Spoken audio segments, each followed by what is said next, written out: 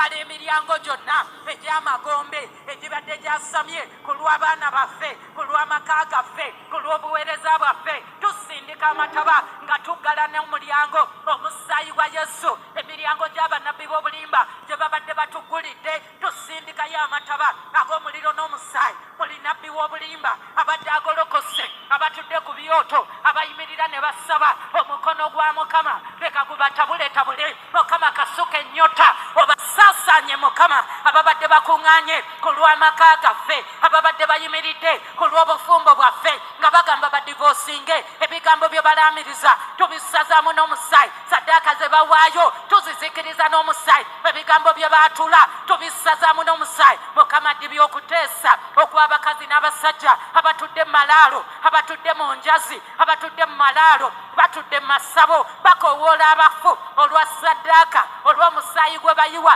baguyiwa mu malaalo olw'omusaayi gw'enkoko ogwo tugusaabula n'omusaayi gwa yesu olw'omusaayi gw'abaana abato tugusaabula n'omusaayi ogwa mu yesu kristo baguyiwa mu malaalo ne bagolokosa abafu baguyiwa mu migga ne bagolokosa abafu baguyiwa mu bidiba ne bagolokosa abafu mukama tusaabulula buli musaayi gwonna gye baalaamiriza amannya gaffe gye baalaamiriza obufumbo bwaffe gye baalaamiriza amannya g'abaami baffe tusindika amataba ag'omuliro n'omusaayi tuwakanya buli mbeera ebadde eva mu bafu tulumbagana endwadde ezibadde ziva mu bafu tulumbagana ekidibo ekibadde kiva mu bafu tulumbagana okugaanibwa okubadde kuva mu bafu waliwo eyo embeera eyaleetebwa abafu yita omuliro gwa katonda okizikiriza olwaleero eyo embeera y'obutakola yita omuliro gwa katonda egyo emizimu egikwata negikulembera buli gy'olaga negikusookayo nsumulula omuliro ogwo omuzimu ogunkulembera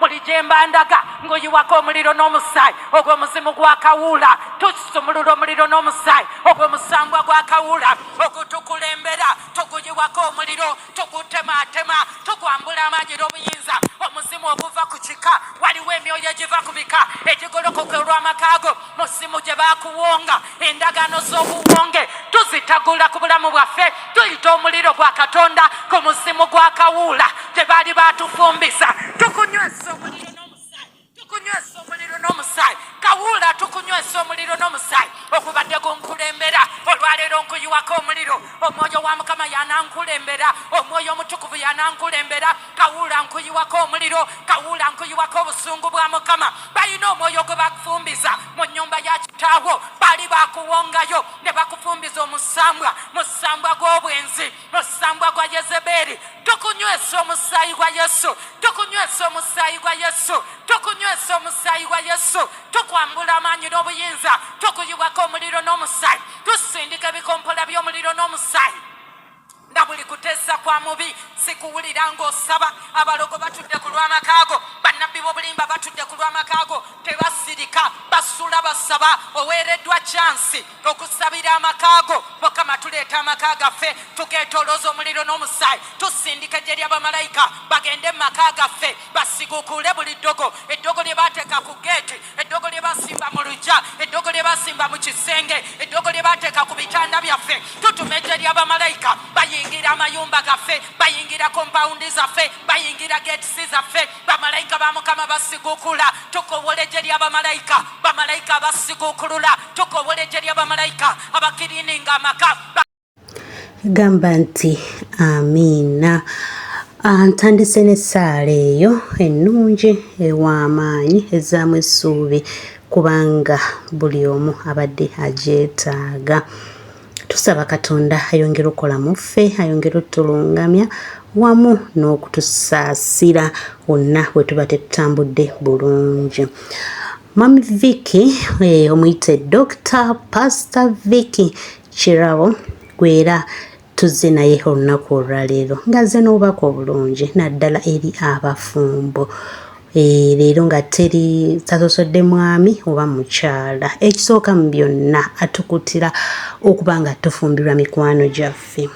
Bannaye bw'ofumbirwa omuntu nga mukwano gwo obulamu bw'oflowinga like obulamu bunyuma bunyumira ddala kubanga jjukira wabeera mukwano gwo buli kimu okikola out of love tobeera munafiya nti ate oba biki no wabula buli kimu okikola out of love kubanga oba omanyi okikola na mukwano gwo era okikolera mukwano gwo so obufumbo bwonna nga bulimu omukwano friendship bwe bukyasingidde ddala okunyuma aze n'atubuulirira ffe abakyala abadda ku baami baffe ne tubageya ku saidi ez'ewaffe like ewammwe gy'ozaalwa neweetika omwami wo katugeze oba olina akantu k'okoze nga ggwe oba ofunyeyo kasente n'oweereza abeewa n'oweereza abeewamwe n'oteekako akonno kange nze akayiyiza tonasasira nze akayiyiza nga nze ndimulowooza nalina kyasobola ebintu ebyo si birungi bakazi mmwe bakyala mmwe si birungi because by the way ekitiibwa kyoyagala bawebbaawo ewammwe gwalina okiteekayo gwalina okibasigamu gwe kati gw'onootuuka ng'owisaamu amaaso mu maaso g'abazadde bo what do you expect bajjamu okutwalirawo batyo kubanga munange gwakitandise obaka luno mubuulirize munsonyiwa okuseka naye kansesezaamu ako katonda abawo omukisa abanjagalire lekerawo okuyombesa bbaawo oba mukyalawo. Stop quarreling unto your husband. N'ovuma mukyalawo mu baana. You insult your spouse before you. N'omuboggolera ng'abagenyi weebali. You bark at your spouse before visitors. N'ogeya bbaawo mu maaso g'abaganda. You speak behind of your husband before your siblings. N'omutwala ewammwe ku lujjuliro. You even take him at your parents' home on around eating place. Buli omu n'abanga anyooma bbaawo. And everyone looks down on your spouse. Ate n'omala okumwogerako ate n'olinnya n'oddayo. And then after discussing him, you board a car and go back to the same marriage. Wayina okuzimba ekitiibwa kya bbaawo mu famire yo. It is you to build that kind of respect for your husband before your Wayina family. okuzimba ekitiibwa kya mukyalawo yonna gy'otambulira. It is you to build that kind of respect for your wife in your family. If you must talk about your partner, talk about the good things in that person. Bw'obanga olina kwogera ku musajjawo oba omukyala gw'olina yogeranga bintu birungi byokka. Leka kujjayo bunafu bwe. Stop talking about their weakness. Mukama yebaze. Amen. Bakyala tuli bayombi nnyo nadde. Kikulu nnyo okuwasa omuntu nga mukwano gwo. It is important to marry your friend. Kale ne bw'aba teyali mukwano gwo. Even if they are not your friend. Nsaba tukitandikeko tubafuule mikwano gyaffe. I request that you make it a project to make sure they are your friends. Kwegamba mukwano gwo ne bw'akola ensobi. Even if your friend does a mistake, ojja kusobola ogikwatira mu mukwano. You will end up dealing with it through friendship. Communicate. Gezaako okwogeraganya naye. Ensi eno yonna tubonaabona lwa lack of communication eyaliwo wakati wa Adamu ne Eva. The reason we are grappling with challenges the entire world is because of the miscommunication that was between Adam and Eve. Adamu yafuuka busy nnyo ate nga bali mu lusuku abo. Adam was too busy and yet they were together in the garden. Eva n'atuuka nga talina time. Eve, time came and she had no time on her. Talina muntu ayogera naye. She had no anyone speaking to her. N'asigala ng'ali lonely. And ng'ali yekka mu lusuku. Wakati ng'ali yekka sitaani n'ayingirawo. When Eve was alone, the devil came. Emboozi n'etandika. And they started talking. Nina kapo gye nakansolingako ndooza myezi nga 8 egiyise. There is a couple I cancelled about 8 months ago. Amakanga gayuuga. Their marriage was on the verge. Naye ngenda okubeetooloola. But when I went around them, nga sitaani yakozesa lack of communication. The devil had used the lack of communication. Omwami n'afuuka bize nnyo. The husband was too busy for the wife. Nga tawa mukyala we time. Without giving his spouse time. Enamba ya ex-boyfriend okuumye yaki mu ssimu yo. Why are you keeping your ex-boyfriend's number in your phone contacts? Erina stored. It is even saved. Wamuteekako Sylvia. You saved him as Sylvia. Gwe tulaba nti obwo bwonna oggulira sitaani luggi.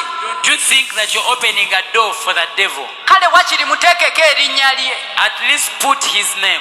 Bw'aba ye Robert teekako Robert.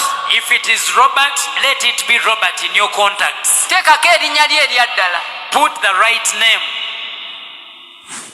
Omwami bw'agisanga akubuuza ate ani ono? When he calls and the man sees it, he should ask who is Robert. Mubuulire amazima omugamba oyo yali X naye Tell him that Robert is an ex, but we are done and dusted. bw'asalawo gijja mu ssimu agijjemu If he wants to delete the contact, it is okay. okitegeere. And then you will know. Bane tugulidde oluggi omulabe. We've opened a door to the enemy. Omuzimu gw'obwenzi kati mungi nnyo. There is a lot of fornication and Oluvannyuma lw'emirimu gyonna after all business and work, ofunengayoko time ne mukyalawo. please get some time with your spouse. Ofuneyoko time n'omwami wo Please get time with your husband. nga mutudde butuuzi awo Sitting there. to talk about your life. Nga kwogera ku bulamu bwammwe ababiri. Ewakoddayo saawa nnya za kiro. You go back at 10 p.m. W'oviira mu traffic jam. That is when you leave traffic jam. Omukyala eyasiibye awaka aba yakooye dda. The woman who has been at home is already fatigued. Kale yadde akulindako ku dining table naye alinda bw'asumagidde. She's trying to wait for you at the dining table but dozing off all through. Mugenda okuva ku dining table tulo. By the time you leave the dining table, she goes directly into sleep. Ate okeera 11. And you're leaving at 5 a.m. Ate ye schedule y'emirimu. That is the schedule of our work now. At least once in a while tambulako naye gy'olaga. At least omulundi gumu mu biseera byo walk together wherever you Mugende go. safari. You go for a trip together. Kati omukyala Now the wife here ng'alina ex-boyfriend. had an ex-boyfriend. Kati bwe yalabanga talina amuyamba n'akubira ex-boyfriend. The moment the wife didn't have anyone to support, she used to call her ex N'amugamba I'm stuck. and tells the ex-boyfriend nti munnange nemereddwa waliwo ebintuuseeko, My car is down. emmotoka enfuddeko. Ex-boyfriend ate nga yalina obwangu bungi nnyo. And the ex-boyfriend was very fast. Ng'aleka byonna. The ex-boyfriend would leave everything on the side Ajja ayamba omukyala omufumbo. to come and help a married woman. Mangu nnyo, okay, in a moment I'm coming. Ex-boyfriend mpamu akaseera katono ddala nja kuba nkutuuseeko. Mangu ddala nga ex ayingiddewo. N'amugamba what is the problem? N'amugamba ki ekikutuuseeko omunyumiza? Kankubire makanika. Let me call my mechanic. Makanika najja. Mechanic comes also very fast. 2 hours bali bonna. 2 hours. Ex-boyfriend alina omukyala omufumbo. Batudde. They are seated. Banywa kacaayi. They are having tea. Anti balinda makanika. They are waiting for a mechanic Amalirize emmotoka. so that they can Ne work on the banyumya. car. They converse Mpola mpola. very slowly Ne batandika okwekuba obuwuna. and they started tapping and poking each other. Ne batandika naye amazima kijja kityo okuba nga tetwafumbirigana. Why? How come I missed out on you? Awo we batandikira. That is where they started. The ex-boyfriend seemed more caring. Ono gwe yalinako ng'omulenzi we ng'afaayo bitya. Olinga sente azimuwa. The other one could give the money. Motoka bagikoze. They have worked on the car. How much? Nti sente meka? Sente ziizo. Naye nga time But time was not there. tagimuwa. There was no time for this Munkonereko woman. oyo bw'aba bbaawo. Please tap your husband. Tap your husband. Mugamba ako okawulidde. Tell your husband. Bane that you sitaani had that. n'ayingira abaana bali. And the devil came between this new couple. Omwana omuwala kati n'atuuka point nga afiisa emmotoka. Now time came and the lady could intentionally make sure that the car is down. Asobole mechanically. okufuna connection ne ex. So she can get a connection with her ex-boyfriend. Era bwe yagiranga ndiko wano mu garage. So every other time she could say, I am here in the garage. The car has failed again. Olinga jjanga bakanika mmotoka. Then he could come very fast and they work on the car. Amma ne bagikanika.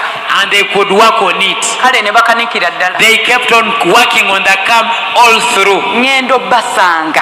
When I met them, Ng'omuwala yatuuka n'anoba. the time came and the woman left her marriage. Mu muzigo gy'ali.